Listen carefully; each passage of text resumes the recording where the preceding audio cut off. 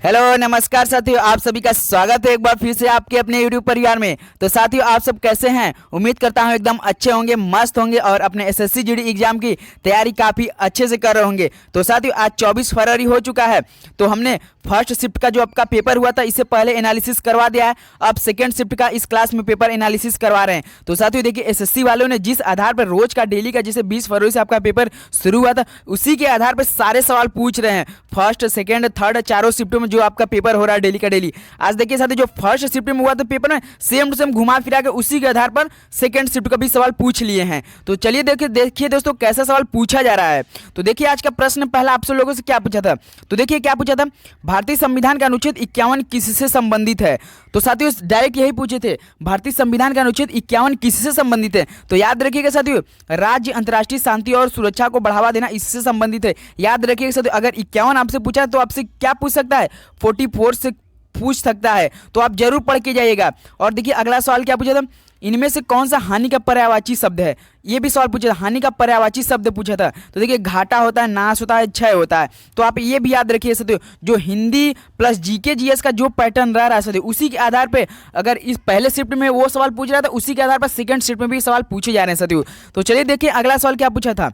तो देखिए अगला सवाल क्या पूछा था, भारत के कौन से पश्चिमी देश के साथ विवाद है। तो बताइए साथियों, भारत के कौन से पश्चिमी देश के साथ विवाद है। तो आपको पता होना चाहिए, पाकिस्तान के साथ। ये पूछा गया था सेकंड शिफ्ट में।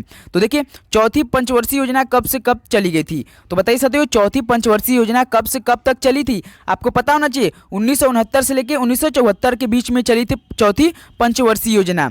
तो देखिए अगला सवाल क्या दिया था। तो देखिए अगला सवाल, परिवार नियोजन कार्यक्रम किस वर्ष पंचवर्षीय योजना का हिस्सा था। तो बताइए साथियों, परिवार नियोजन कार्यक्रम किस पंचवर्षीय योजना का हिस्सा था। तो ये जो छठी योजना थी ना, उससे संबंधित थी। क्या संबंधित था, परिवार नियोजन कार्यक्रम। तो छठी नियोजन पंचवर्षीय योजना का हिस्सा था। तो याद रखिएगा, भारत में आर्थिक नियोजन कब प्रारंभ हुआ था। देख रहे हैं साथियों, भारत में आर्थिक नियोजन कब प्रारंभ हुआ था। तो याद स्टार्ट हुआ था 1951 में, 1951 में। ऐसे सवाल आपसे पूछा है यार एसएससी जीडी पर। अगर आपने अभी जिनका पेपर आने वाला है, वो जरूर इसी के आधार पर अपनी तैयारी शुरू कर दे, क्योंकि इसी के आधार पर आपका पेपर आने वाला है 7 मार्च तक।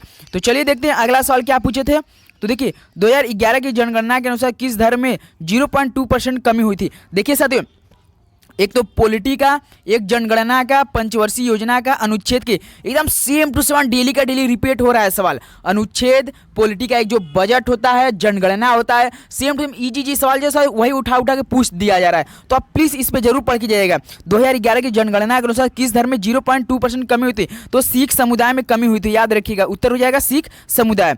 तो देखिए, जल्लीकट्टू उत्सव किस त्योहार पर आयोजित होता है। तो बताइए साथियों, जल्लीकट्टू उत्सव किस त्योहार पर आयोजित होता है। ये तो पोंगल जो उत्सव होता है उसके पर आयोजित हुआ जाता है। तो ऑप्शन क्या है साथियों, पोंगल बिल्कुल करेक्ट ऑप्शन हो जाएगा। तो चलिए देखते हैं अगला सवाल। तो एक और सवाल पूछा था, खोड़िया किस राज्य का लोक नृत्य है। देखिए साथियों, लोक नृत्य भी एक सवाल 2 सवाल आपकी परीक्षा में पूछ ही जा रहा है। पहले, दूसरा, तीसरा, चौथे किसी शिफ्ट में जरूर पूछा जा रहा है। खोड़िया किस राज्य का लोक नृत्य है। तो हरियाणा का है। किसका साथियों, हरियाणा का है। तो देखिए अगला सवाल क्या था, निम्नलिखित में से कौन सा अनुच्छेद समानता के अधिकार से संबंधित। देखिए साथियों, अनुच्छेद समानता का अधिकार पूछ दिया। जो आपका यूपी पुलिस में पैटर्न था, उसी सेम टू सेम इसमें भी पैटर्न अप्लाई हो रहा है। इसमें केवल 20-20 सवाल पूछा जा रहा है, जीके, हिंदी, इंग्लिश मिलाकर जो आप सेट किए होंगे, और मैथ, रीजनिंग, ये 20-20 सवाल आपके परीक्षा में आ रहे हैं। तो इसमें पूछा था अनुच्छेद समानता का अधिकार संबंधित कौन सा अनुच्छेद है। तो जो 14 से 18 है वो अनुच्छेद आपका समानता के अधिकार से संबंधित रखता है। तो याद रखिएगा साथियों। तो चलिए देखते हैं अगला सवाल क्या पूछे थे। अगला सवाल, तपन कुमार पटनायक का संबंध किस नृत्य से है। तो बताइए सर, तपन कुमार पटनायक का संबंध किस नृत्य से है। तो छाऊ नृत्य से संबंधित। किससे साथियों, छाऊ से है। तो देखिए, शुंग वंश का संस्थापक कौन था। देखिए साथियों, शुंग वंश का अंतिम शासक कल के शिफ्ट में पूछा था, आज पूछा आपसे शुंग वंश का संस्थापक कौन है। तो शुंग वंश का संस्थापक कौन है, पुष्यमित्र है। तो याद रखिए, पुष्यमित्र शुंग है। तो देखिए अगला सवाल क्या पूछे थे, नीति आयोग के वर्तमान सीईओ कौन है। देखिए साथियों, नीति आयोग के वर्तमान में सीईओ कौन है। तो वी.आर. सुब्रमण्यम है। याद रखिए साथियों, वर्तमान के सीईओ कौन है नीति आयोग के, वी.आर. सुब्रमण्यम है। तो देखिए, आइस हॉकी में कुल कितने खिलाड़ी होते हैं। तो 6 खिलाड़ी प्रत्येक टीम होते हैं। याद रखिए, अभी तक आप लोग चैनल पर नए तो प्लीज सब्सक्राइब कर लाइक कर दे साथियों। ऐसे डेली का आपका एनालिसिस करवा रहे हैं, और काफी मोस्ट इंपॉर्टेंट सवाल भी कर रहे हैं, जिसका जनगणना हो, उत्सव हो, डांस हो, हर टाइप का सवाल आपके हम करा रहे हैं। तो चैनल पर नहीं है देखे हैं तो जाके एक बार प्लीज विजिट कीजिए, आपका एक भी सवाल नहीं छूटेगा, ये गारंटी के साथ हम कर रहे हैं। तो चलिए दोस्तों अगला सवाल देखते हैं। आपको पता होगा एक आज गुड न्यूज हमारे सामने आ चुकी है। यूपी पुलिस जो परीक्षा कैंसिल मतलब हुई थी, वो क्या लीक हुई थी, उसका कैंसिल हो गया। अब अंतिम अगले 6 महीना के अंदर आपका पेपर होने वाला है। तो हमने जो मैराथन क्लास स्टार्ट करवाया था 2 से 3 दिन में, उसी में हम काफ़ी सफल हो चुके। सेम टू सेम उसी क्लास से सब पेपर आ रहे थे। अब फिर से हम आपका मैराथन शुरू करने वाले जल्द ही। तो चैनल पे ना तो सब्सक्राइब कर लीजिए साथियों। तो देखिए चिपके रहने मुहावरे का अर्थ क्या होता है। एक भी सवाल ये पूछा था, चिपके रहने का मुहावरे का अर्थ क्या हो जाएगा। लिपट जाना, जान पहचान होना, इससे भी रिलेटेड है। चिपके रहना मुहावरे का अर्थ भी पूछा था। देश का विलोम शब्द, देखिए देश का विलोम शब्द पूछा था, तो देश का विदेश होता है, आपको पता होगा साथियों। तो चलिए देखते हैं अगला सवाल क्या पूछे थे। अगला सवाल देखिए, बारदौली सत्याग्रह कब हुआ था। तो देखिए बारदौली सत्याग्रह कब हुआ था साथियों, तो ये 1928 में हुआ था। कब साथियों, 1928 में हुआ था। तो देखिए G20 2023 का थीम किसने जारी किया था।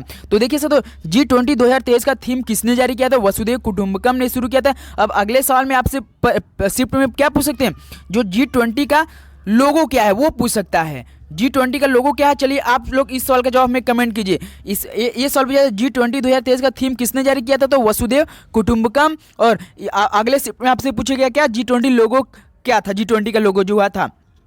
तो याद रखिए से यही सब सवाल आपके परीक्षा में पूछा जा रहा है। तो चलिए दोस्तों आज का हम सेशन यहीं पर समाप्त किया। देखिए ये सेकंड शिफ्ट का पेपर एनालिसिस था। चैनल पर नहीं तो सब्सक्राइब के लिए मिलते हैं नेक्स्ट शिफ्ट में। तब तक के लिए दोस्तों जय हिंद, जय भारत, पढ़ते रहिए। ऑल द वेरी बेस्ट सभी को, धन्यवाद।